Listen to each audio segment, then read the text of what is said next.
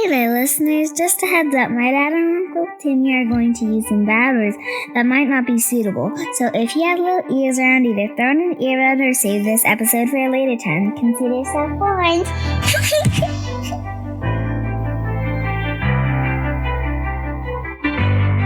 Yeah, it was the mental workout. So the last 6 months have been very rigorous mentally in terms of working out. Yeah. The physical took a back seat, which is weird because it should have been something where it was the passenger. Mm-hmm. The mental was driving, the physical was the passenger. Thankfully, I've had all these reps in where my body just didn't go to shit too at the same time. Mm-hmm. It's crazy how that machine works with it, where it's stored. Yeah. It's almost stored, but there's always that voice in the back. It's like, come on, man. Like, we need to get our shit in. We have to do this just for the sake of longevity. Mm-hmm. This is the preventive medicine. You're not going to be able to take a pill to get to this standpoint. Yeah. And it, not only for that, and then just the therapeutic route too. It's just the thing I love about it. Maybe this will help actually stir it back up too, as well.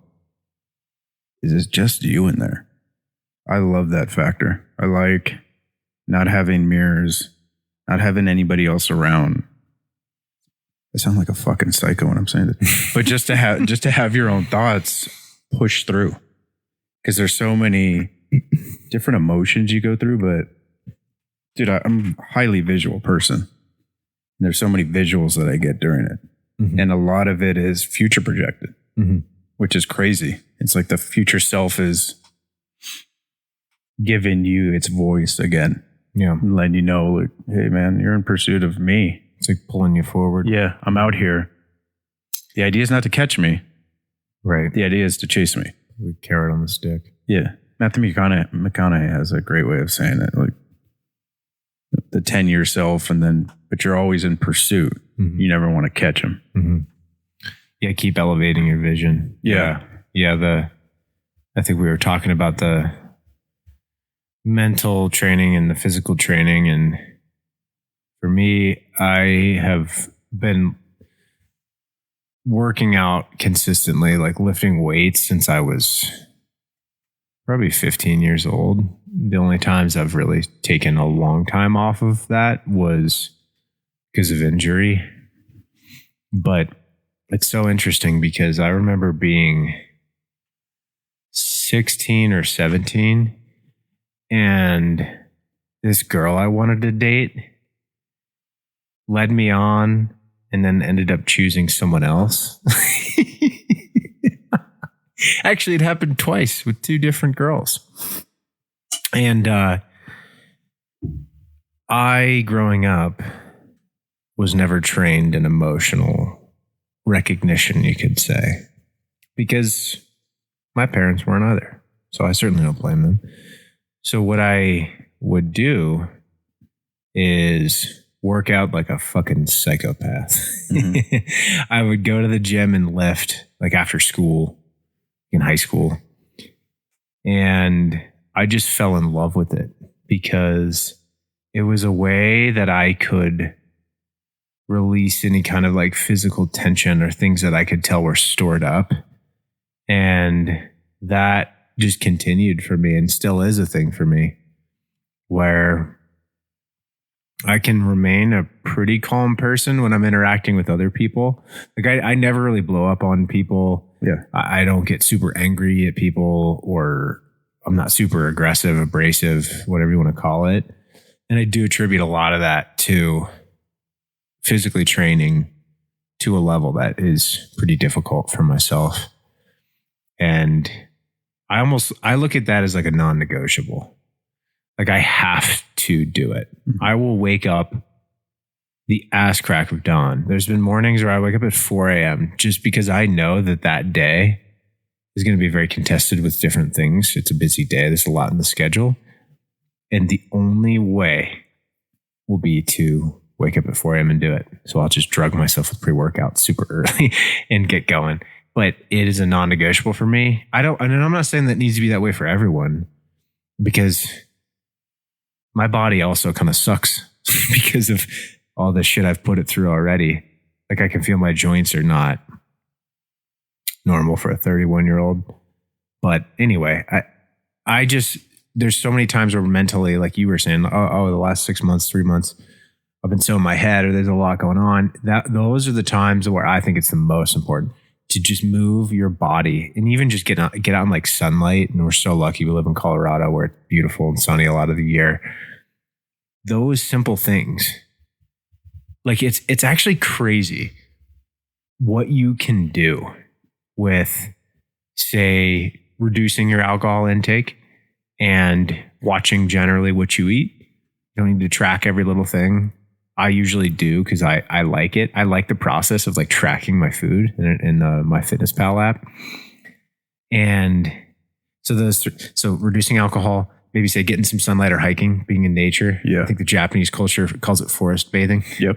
And working out like a psychopath, whatever that is for you. Because let's be honest, if you go to the gym and you bullshit your way through 30 minutes on the elliptical, and you like barely break a sweat, like, sure, yeah, you're moving your body and that's good. But for me, it's like I need to really go to a level where it's those days that I don't want to do it. I have running on the schedule, like, I got to run 3 miles. And I'm like, man, I really don't want to do it. Those are the days that when I'm 2/3 of the way through it, I'm like, yes, this is great. Always. It's great, and then I feel better the rest of the day. And that's why it's non-negotiable for me. So I just think that's super important for the development space. Yeah. When I was younger, very athletic, not so much in terms of body, but skill set. Yeah. Got into high school, went to a Division I school, played football freshman year. Obviously had no it was the first time I ever played football. Yeah. I mean, I played flag and street and all that jazz, but nothing competitive. But I went into freshman year. God, bro, I think I was like fucking just a scrawny shit. 5'2", probably 95, maybe 100 pounds dripping wet, dude. That's awesome. Came out freshman year. Best thing I got away from, probably the best thing I got out of high school was learning how to work out, learning how to use my body. Mm-hmm. And I was around people that have been doing it for, kids that have been doing it since like 12, 13 years old. So they knew what the hell to do. Mm-hmm. They were always, I could barely even do the bar when I started. They're always throwing me different weights on and showing me what to do, especially the coaches. Coaches were great. And that was being able to push through. That was the big thing. But came out of freshman year and I think it was 30 pounds I gained, like 4 inches, which is huge for me. Mm-hmm. But it was something that I picked up where not only was I would wake up at 5 o'clock, go to a track. God, I can't remember the school. It was in Anaheim. It was right across from the place where I went to daycare. Used to run the track, put in 3 miles, get dressed, go to school, and just drive into school. Get to school earlier because my dad had to work, so we'd carpool. He'd drop me off. I'd work out for about a half hour, shower again, do your periods, work out during lunch, go practice football. Damn. And then sometimes work out after football too as well. Then it got to a point where I turned my garage into a gym at 16, learned how to box. And then it just took off from there. It was just like, this is it. Like, it's a superpower. Mm-hmm. You find it. And it was one of those first times, other than my dog growing up, where I had that stability. And I had that structure where I could always go to that place. And that environment was the same. I knew how to control the input of the environment. Yeah. And it was a very powerful lesson. And got out of high school, because I mean, at that level of Division I, unless you're doing the majority of people, unless you're doing this shit since you're a kid, it's very hard to compete at that level. Very prolific high school. You heard of Mater Dei? I don't think so. They're known for their football. So it was very prolific for sports. Got out of it, and we talked about it prior, it was the athletic identity. Mm-hmm. It was like, okay, well, all I've been is an athlete. Who the hell am I now? Mm-hmm. And it got, because at that time too, I had to drop out of high school.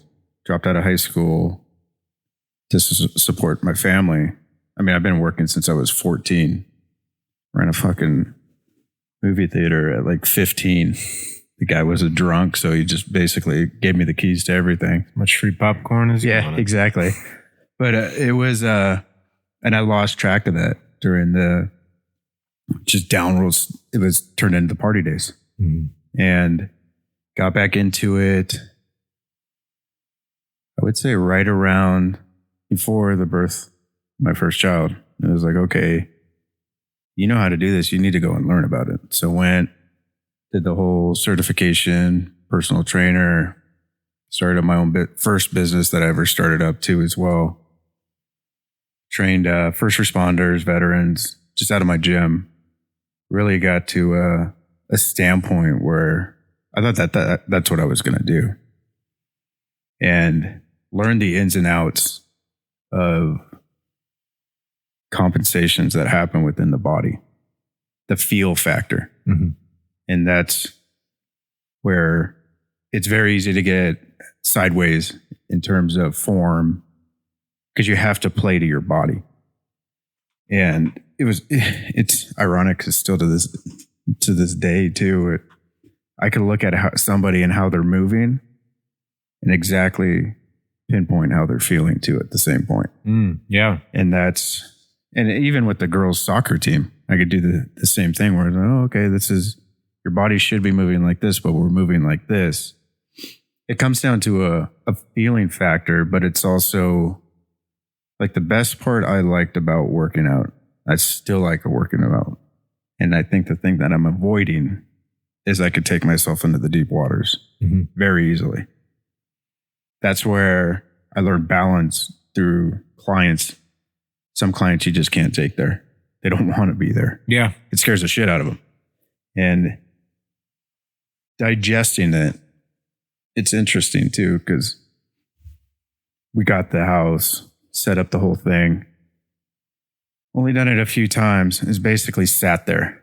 And it's like, why is it sitting there when you know this is one of your outlets, if not the outlet? Mm-hmm. What I think it boiled down to, maybe this will get me going in the direction that I needed to go, is my father-in-law. Went to the gym, basically, shit, man, every day. So went to the gym every day, good shape, played recreational softball. And it was 5 years ago, and he got stage 4 cancer. And it was, I need your help, Brandon. I need your help. So I was like, okay, he's starting to go through his chemo, working out little by little. And it's horrifying to see someone that you love go through it. Mm-hmm. Let alone, like, at that time, that was my best friend. That was my dude. He was the one, aside from his daughter, that saw the potential. He was just, man, you're so driven, you're so obsessive. These are all good things that you have going for you. And I feel that it was one of those points, because even after his passing, my workouts still weren't the same. They were there, but they were almost, it was like an external thing. Going with the different programs, trying the different programs. And it was more of a I'd wake up at same thing, 4 a.m, get after it. Mm-hmm. And when it boiled down to it, when I really started to sit back with it these last few weeks, because it's like, brother, you got to get your shit together. Like, you have to get out there. What is stopping you from? And it's obviously a mental barrier. And I think it was the fact that it's fucking wild. But it was almost to a point where I couldn't save him. And that's where I think it boiled down to. Like, I tried helping him to a standpoint, like, if I can't save him, then maybe I can't save myself. It's a weird mixture with it. It's a mind fuck. Yeah. When you look at it, because it was, if you're a helper by nature, that's just that's who you are. Mm-hmm. But it's also, how the hell are you a helper by nature if you're not helping yourself? You need to help yourself first. Yep. Then you can start saving everybody else. Mm-hmm. And it's just like, okay, you know what you need to do. You just need to go and do it. You've done the mental work. The mental work is in play. You're operating where you need to know where you're operating. We need to add this, because this is a supplement that you can't just take or fake. Mm-hmm. And it's a great it's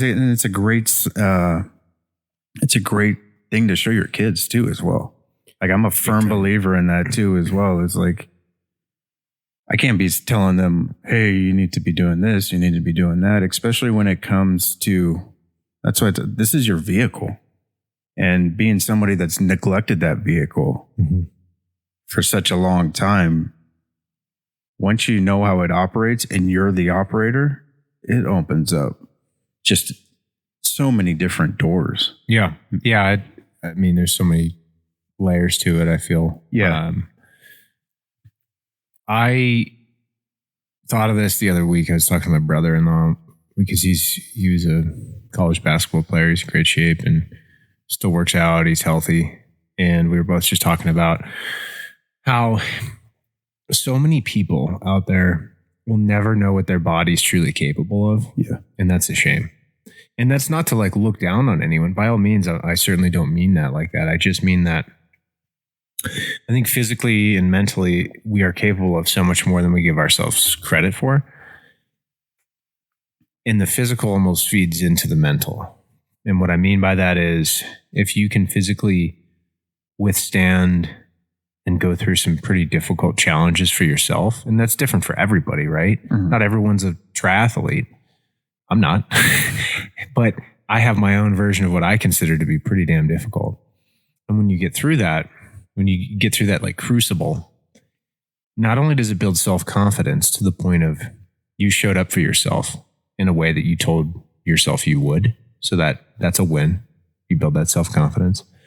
But it also gives you a level of mental strength of, okay, I'm capable of that. What else could I do? Mm-hmm. And I don't just mean that physically. I mean, oh my gosh, I just ran 15 miles on a treadmill. It was fucking awful. What else could I do? And I mean that in the day. Like, what else could I do today? How could I work on this business? How could I do something fun with the family? You know, it's just almost like stacking wins. And there's something that I think is really sadistically beautiful about being in, I guess what sadism is, you take pleasure in other people's pain. Yeah. All right. Masochistic is when you put it on yourself. Yeah. So there's something beautifully masochistic about subjecting yourself to physical just insanity because of where it takes you mentally. Mm-hmm. And like almost spiritually. It's so strange. Yeah. But I guess I'll try to give a couple examples. I ran the Colfax Marathon, and I didn't train the way I should have in hindsight, because I hit the dreaded wall at the 21 miles and my body shut down. And so I finished it, but it was like I had to run for the last like 5 miles. It was so awful. And to that point, though, I was cruising. I was doing great. It felt good. But just to even do that, you got to really dig deep to be able to do something like that. And I'm in a group called the Waymaker community, and the Forge is a component of that. I'm sure maybe we'll talk about that more. And that's something that if people are interested in, I can talk to them about it. But you have what's called a daily contribution, which is the minimal that you do every day. And that is a workout. It could be 20 push-ups or run 20 miles. It doesn't matter. But you're in a group of others that are on the path to becoming the best versions of themselves. And so how we do that is through accountability, and you have a minimum contribution of your workout. And so with that, one day, I think my son was like a few months old. I was traveling for work, went on an alcohol bender because we were having like a party or like a networking event. Well, it turns out I missed my daily post that day. And so I had to regain entry into the group. And so to do that, I had a grueling 3-hour workout where it was an ass kicker. And I probably look like a complete psychopath at the gym because I'm doing all these different things like pretty intensely. And I had to really dig deep to get through it. But it also gave me a level of mental clarity that almost even just served as a reminder of why I was a part of that group, why I do these difficult things, because it builds me up in a way that I think is the best way I can and enables me to be a better friend, husband, father, you name it. And it seems like it's so, like some people are like, oh man, I just like can't do it. I can't get in the gym. It's like, you can just do one day, right? Just, it's even like the James Clear thing, like make it easy for you. You put your shoes and your workout clothes next to your bed when you wake up, and then you keep your supplements that are laid out in the kitchen. And so you just kind of go do the thing. And then you show up, maybe just start running a half mile, and then you might keep going, right? It's just so important though. I mean, I could ramble on about this forever, but it's just such a big part of my life. And the last thing I was going to say was the example. Like I want my kids to see me as a pretty physically fit person, because and my wife's the same way. I mean, she was a beast in terms of running. I want them to see us as pretty physically in shape people and see us working out. And I want to do these crazy hard workouts with my son, and any other kids we have. I want to be able to throw the football, throw the baseball, because I think it's a great bonding experience together, but it also is going to show him and any other kids we have, it's going to show them the importance of what being a physically capable person does for you and your self-confidence and how you show up in the world. Yeah, for sure. That's me. This is definitely me eating my own words right here. And I know one of the hindrances for me right now is going to show up knowing like, oh shit, dude, there's a lot of work to get back to where we were prior. And it could be very humbling too at the same time as well. But you go into that with that intention, which it's not an intention. It should be just, maybe that wasn't our program. Maybe that wasn't our routine. We don't need to go so fucking hard so fast. We need to take small steps. Yeah, you got to be smart about it. We need to go back to James Clear. Don't miss twice. We need to just show up, and even if it's going on the treadmill for 15 minutes to start, then that's what we do. Knowing my persona, it's very hard for me to stop that. But it's something that I know it's been fucking eating at me recently. Especially my wife always gives me shit about it too. She's like, that's your little island that you love.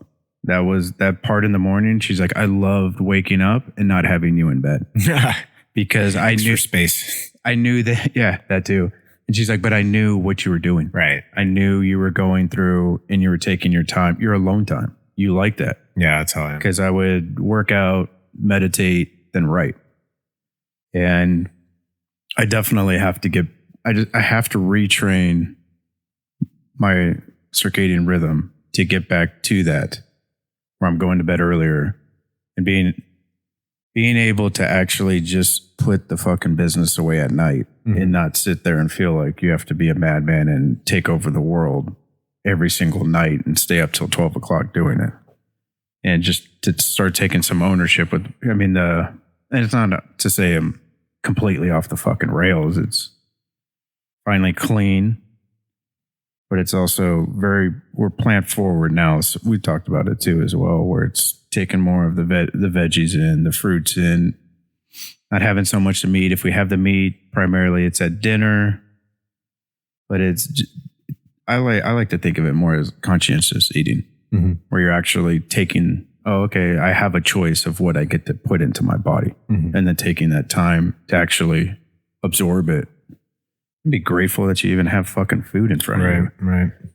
But yeah, no, I mean, and it was, I think some of the barriers too is, and it's helped drastically shutting down social media, because these aren't your things that you need to go after. You need to go, and eating my words exactly, I tell my children, you need to go find your thing. Find your thing and just invest into that. And it's speaking to me. I mean, there's a reason why I'm waking up at 4:45 every morning. It's calling me. Yeah. And some of those times where I fall back to sleep and I don't answer that call, well, it's not sometimes, the majority of the time, instead of going and feeling like I have to come down here and go after business, that's the time that I need to start taking health into accountability. Yeah. And I mean, you're skirting on the idea that it is a process to find what it is that works for you. And just like the social media gurus we talked about with like the path to, entrepreneurship or financial independence, insert guru buzzword here, to have a great life. Same thing goes for working out. It takes a long time to figure out what you enjoy. Some people are like, I hate running. I hate lifting. I hate this. It's like, well, what about hiking? What about biking? What about swimming? What about jujitsu? So it's crazy. When I did jujitsu, and that's one thing I do want to get back to because it's awesome for a lot of reasons, although it is hard on the body. Some of the craziest people I ever rolled with in jujitsu were the skinny dudes that were long, and they're able to just wrap you up like a boa constrictor and choke your ass out. It's like, those guys look like they haven't touched a weight in years. Yeah. And some of them haven't. Yeah. Right? But they're masters at their craft. They're in very good shape, and they're probably very healthy. But they found their thing. They don't like lifting weights. They might not like running, but they love martial arts. They love jujitsu. So I think it's a process to find it. Don't give up so early. And I'm not saying this to you. I'm saying this to everybody. But don't give up so early on finding whatever your thing is. Maybe it's morning walks. Maybe you have a trail by your house. You can just go on a morning walk. Kind of meditate as you do that. It's taken me so long to figure out a program that I enjoy. And I still work on it. I still change it monthly, maybe sometimes. Yeah. But it's important. Yeah. I could not stand running, but when I was in it, I fucking loved it. And I wouldn't run with anything. I wouldn't run with music because I wanted to hear my body. I wanted to hear my heartbeat. And they'd be at our old place. I would sit there and I'd run in the open space, and I'd come back, and my wife knew when I ran, definitely, obviously from the physical, but she knew just from a mental state. And I would try to describe it to her, and she'd be like, what the fuck are you talking about? And I said, there's moments when I was running where I felt like almost I was above myself watching myself run, as if I was like in a game going about it. Somebody's handling me with the joystick. And she's like, that's fucking weird. And I said, but it's such a transcendence. But the power there is where a lot of us fall off. And not only in terms of pushing through, but it gives us a glimpse into how truly disconnected our minds are from our body. And when those moments where you get that connection of that mind and body together, it's so, God, that energy that comes with it, that clarity that happens where you're like, oh shit, they're actually not in battle right now. Yeah. They're on the same side. They're working together. And it breaks down so many of the feelings and the thoughts that come with it too. What's the inner bitch? It silences those voices where you could sit in plug in here, you could be great, but these four walls start talking within a matter of minutes. If you're fucking in here for hours, which I tend to put myself in because it's like, okay, just lock yourself away, put it. That's the time where I've slowly taken and not necessarily got back into working out, but I'll go out back and I'll swing the club for like 20 to 30 minutes. Yeah. Because it's like, dude, you don't need to go and run a goddamn ultra marathon. That's like a pattern interrupt for your brain. Exactly. And it's just like, just get back. Let's go get some sun. Let's just go swing the golf club. You know you love doing that. So just go out there, fuck around with it, take some wax. The dog's chasing the ball at the same time, so she's having fun. And just the, I mean, that connection is huge. And there's so much emotion that harbors within the body, especially on the genetic level, that when you work through those things, you're not only changing your mindset, I feel more importantly, you're changing your genes at the same time. Mm-hmm. You're releasing that trauma because that trauma is weighing and it's physically within you. And so you're allowing it a path to escape and release, where it's like, okay, we're okay. We're able to go forward with this now. Yeah. And it's wild when you're in it. And yeah, I mean, because the nutrition game's up on I finally got my nutrition game back. Everything is back. That's the one component that I know right now. That's like, bro, you just need to get your ass in there. Yeah, you're good there. And once and it's like once you're in there, you know where it's going to go from there. Yeah. And I don't like the putting a number on anything where it's, well, you're 44 years old. Well, who gives a shit? There's also other people that dramatically change their health around at 44 years old too. Like, you have the potential. Maybe that wasn't the best version of your physical self. Maybe that version's waiting for you. Yeah, exactly. I mean, that could be the case for anyone, myself included. You haven't found it yet. And so I think being patient with it is important. But there's a couple things I wanted to hit on before we break. The one was to date, the best I can ever remember feeling. What a statement, right? The best I've ever felt in my entire life was, I was like on day 50 or 60 of 75 hard. And I was at the gym and I had such a level of clarity in my workout that it's almost like, like you were mentioning, I transcended myself in a way. And I had this like vision for the future and it was so exciting. And it just like gave me goosebumps. Like I could feel this like energy in my body that I hadn't normally felt. And it was so amazing. And I just remember I was literally like buzzing, right? Like I was driving home and I said this a couple of times to my wife and she always just rolls her eyes and laughs because I'm like, no, I don't think you understand. Like, I feel very powerful. She's like, what are you talking about? Like, I was like, no. Like the energy, like I feel very powerful. She's like, shut the fuck up. But it's so funny because it's like you exert yourself to that level and you're in this like state of, I don't know, like coherence is the right word, or alignment or symmetry or whatever you want to use to describe it. But you're very much aligned, like, mind, body, spirit. And you have this energy that you can't explain. And that's where some serious mental clarity comes in. And I think a lot of people explain having that through like long runs or whatever. A moment of clarity comes in and gives them some direction in life that might be needed. So I just vividly remember. And that was through 50, 60 days of clean eating, no alcohol, like no cheat days, working out twice a day. Yeah. Like that is crazy, but it just goes to show you if you stay disciplined and on that path, there's a lot there waiting on the other side of that. Mm-hmm. And a lot of people will never get to see that or experience that or feel that. And I just encourage people to give it a try. I think 75 hard is a great thing to try out, but find what works for you.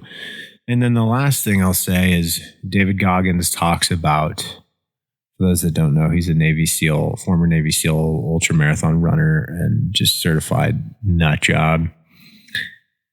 He talks about the concept of the cookie jar. And that is where when you're faced with a challenge in life and you're feeling very down, whether that's physical, mental, whatever the thing is, the idea is you can reach into your cookie jar and pull back a memory of when you persevered through an extreme physical event, challenge, whatever. And it gives you that level of confidence to get through this present moment that you're dealing with. It's challenging. So he explains, he'll run 100-mile races that builds an insane level of self-confidence where people would be like, that guy's nuts. He'd be terrible to live with. It's like, well, whatever. That guy's so convicted in himself in terms of what he's capable of because he's truly pushed himself to the limits and beyond that he can do anything that's quote unquote difficult because the dude's ran 100 miles. How fucking hard that is. I think it's pretty easy for him to do what you would consider, you know, difficult on a day-to-day basis because he's been able to reach into that cookie jar and pull from it. So, and he's very authentic and genuine about it too. Is he knows that because he's been there, yeah. He knows where it could lead if he doesn't get that in too as well, right. Which is very. I mean, it has to be in forefront, but the cookie jar metaphor, that's something where. I mean, shit, you don't even need to be working out to make sure that you're digging back into it too as well. Right. It's a good way to shift perspective instantly where it's, okay, well, I don't have all of this right now, but bro, look at what all you've done. Like you've done a lot. Don't segue into, well, none of it's paid off. It's like, no, there was effort behind that. The effort's always been there. Yeah.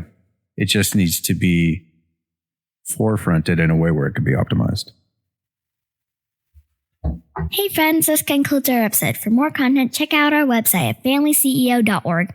Be sure to follow us on all social media channels at _FamilyCEO. Be sure to subscribe and smash that like button. Until next time, be creative, bring value.